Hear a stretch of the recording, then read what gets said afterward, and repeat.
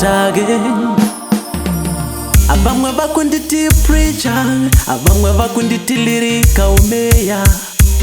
Yeah, long story was a long journey. That a long story,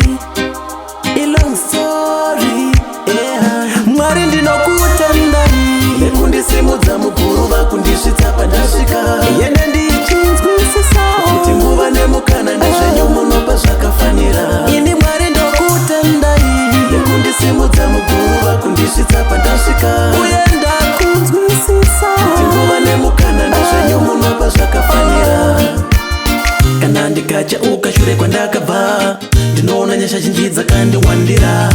Zvizhinji kwazvo zvandaona mukukura, namona matambudziko takanyorwa pamanza. Akuti vaone ndivo vekutambura, chikafu chedu chaibuda mukusakurira. Asi jaja makauya mukazvisandura, mukandipa simba renhamo kuipa. Mwari ndinokutendai nekundisimudza mukuru vakundisvitsa pandasvika. Yene ndichinzwisisa kuti nguva nemukana ndezvenyu munopa zvakafanira. Ini Mwari ndokutendai nekundisimudza mukuru vakundisvitsa pandasvika. Uye ndakunzwisisa kuti nguva nemukana ndezvenyu munopa zvakafanira. Makandigadzirira tafura Baba pamberi pevavengi vangu. Dikitera kabuda mukusakura, yasvika zvino nguva yekukohwa kwangu. Mukana nenguva shuva zvinosvika, usaore moyo iwe zvinosvika. Mukana nenguva zvinosvika, aiwa iwe zvinosvika. Ndinokutendai nekundisimudza mukuru vakundisvitsa pandasvika. Yene ndichinzwisisa kuti nguva nemukana ndezvenyu munopa zvakafanira. Ini Mwari ndokutendai nekundisimudza mukuru vakundisvitsa pandasvika.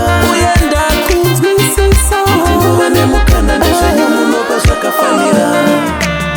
Kana ndikachauka shure kwandakabva, ndinoona nyasha zhinji dzakandiwandira.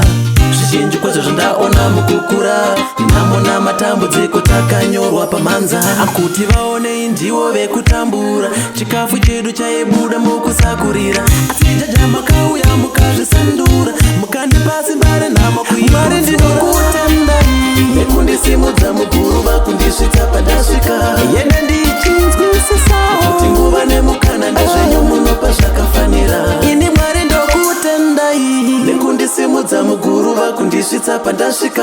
Uye ndakunzwisisa kuti nguva nemukana ndezvenyu munopa zvakafanira.